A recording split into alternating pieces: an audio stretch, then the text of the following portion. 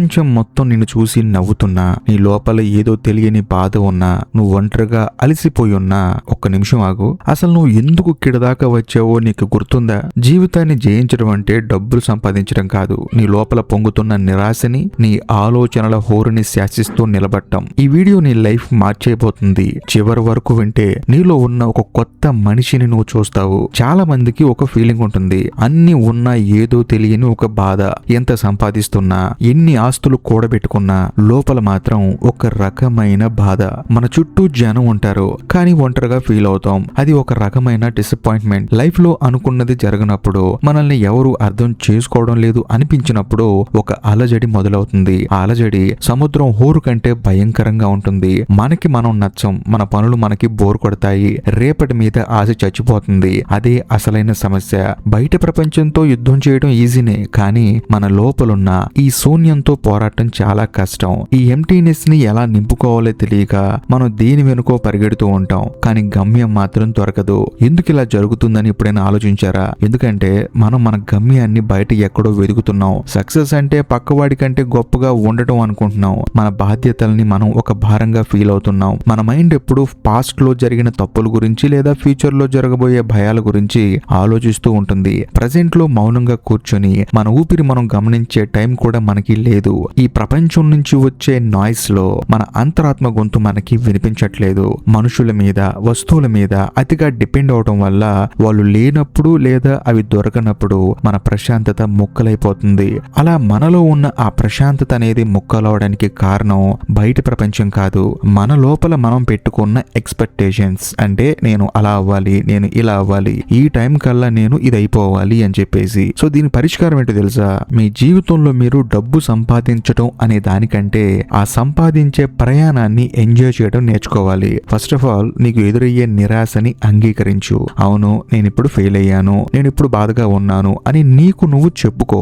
అంగీకారం నుంచే మార్పు మొదలవుతుంది. ఒకవేళ మీరు అంగీకరించకుండా నా తప్పు లేదు, దేవుడు తప్పు చేశాడు, సమాజం తప్పు చేసింది, బయట అందరూ మంచిగా లేరు అని అనుకున్నంత కాలం ఆ విషయం దేవుడికి తెలియదు, బయట జనాలకి తెలియదు. మీలో మీరు అనుకుంటూ బాధపడుతూనే ఉంటారు. కాబట్టి నేను ఫెయిల్ అయ్యాను అని మిమ్మల్ని మీరు అంగీకరించుకోండి. మీ తప్పుని మీరు ఒప్పుకోండి. ఆ తర్వాత నీ బాధ్యతలని ప్రేమించడం మొదలుపెట్టు. ప్రతి ఒక్కరికి కొన్ని బాధ్యతలు ఉంటాయి. ఇన్ని డబ్బులు సంపాదించాలి, ఇంతమందిని చూసుకోవాలి, అది నీ బాధ్యత. ఎందుకంటే మనల్ని ఇంకొకళ్ళు చూసుకున్నప్పుడు ఈ వయసుకు వచ్చేంత వరకు మనం కూడా వాళ్ళని చూసుకోవాలి కదా. సో అది నీ బాధ్యత. నీ బాధ్యతని ప్రేమించడం ఎప్పుడైతే మొదలు పెడతావో అప్పుడు నీలో ఆల్మోస్ట్ మార్పు అనేది మొదలైనట్లే. ప్రతి ఒక్క చిన్న పనైనా పెద్ద పనైనా దాన్ని ఒక సేవలా చెయ్యి.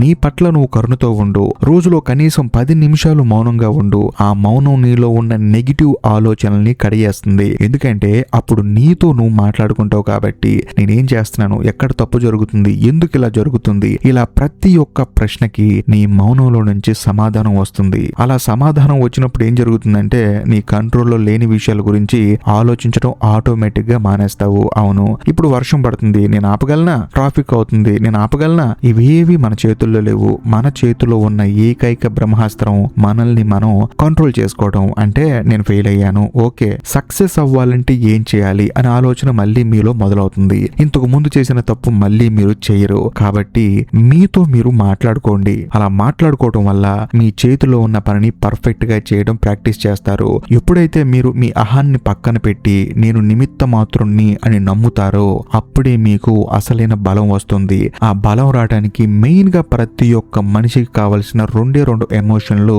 ఒకటి దైవ చింతన. ఏ దేవుడైనా పర్వాలేదు, దేవుడు ఏం చెప్తాడు? మనుషులు కొట్టుకోండి అని చెప్తాడా? మనుషులు ప్రశాంతంగా ఉండండి అని మాత్రమే చెప్తాడు. లేకపోతే ఆధ్యాత్మికత అనేది మనిషికి ఒక వెలుగునిస్తుంది. సో నిజమైన గెలుపు అంటే మనం డబ్బు సంపాదించడం కాదు, ఆ డబ్బు సంపాదించే పనిని ప్రశాంతంగా మనస్ఫూర్తిగా చేయటమే. ఈ రోజు నుంచి నీ ఆలోచన తీరు మార్చుకో. వైఫల్యం ఎదురైనప్పుడు అది ముగింపు అనుకో, అది ఒక కొత్త పాఠం అని గుర్తుంచుకో. ప్రతిరోజు నిద్ర లేవగానే నీకున్న బాధ్యతల్ని ఒక అవకాశంగా చూడు. నీ చుట్టూ ఉన్న మనుషులకి ప్రేమను పంచడం మొదలుపెట్టు. ఎందుకంటే నువ్వు ఇచ్చేది నీకు తిరిగి వస్తుంది.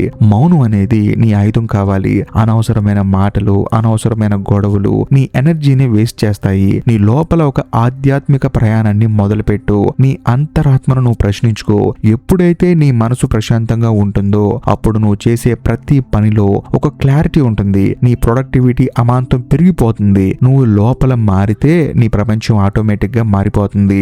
ఓటమిని చూసి నవ్వడం నేర్చుకో. అప్పుడు గెలుపు నీ దగ్గరికి నడుచుకుంటూ వస్తుంది. ఈ క్షణం నుంచి ఆ మార్పు మొదలవ్వాలి. ఈ వీడియో చూశాక మీ మనసులో ఏదో ఒక మూల నేను మారాలి అనే ఒక చిన్న స్పందన కలిగిన అదే నా విజయం. నా లోపల ఉన్న ఆ అలజడిని తగ్గించుకొని, నా లోపల ఉన్న డబ్బు సంపాదించాలి అనే కోరికను తగ్గించుకొని, ఆ డబ్బు సంపాదించే పనిని ప్రేమించడం మొదలు పెట్టండి. అలా మొదలు పెట్టిన మరుక్షణం మీరు నిజంగా గెలిచినట్లే. చివరగా మీకోసం ఒక చిన్న ప్రశ్న. మీ జీవితంలో మీరు ఎదుర్కొన్న అతి పెద్ద ప్రయాణం ఏంటి? దాన్ని మీరు ధైర్యంగా ఎదుర్కొంటున్నారా లేక భయంతో వదిలేశారా? మీ సమాధానాన్ని కామెంట్ సెక్షన్ లో నేను నా ప్రయాణాన్ని మొదలు పెట్టాను, నేను నా ప్రయాణంలో గెలవబోతున్నాను అని టైప్ చేసి మాతో పాటు పంచుకోండి. ఈ కామెంట్ ఇంకొకరికి ఇన్స్పిరేషన్ గా ఉండొచ్చు.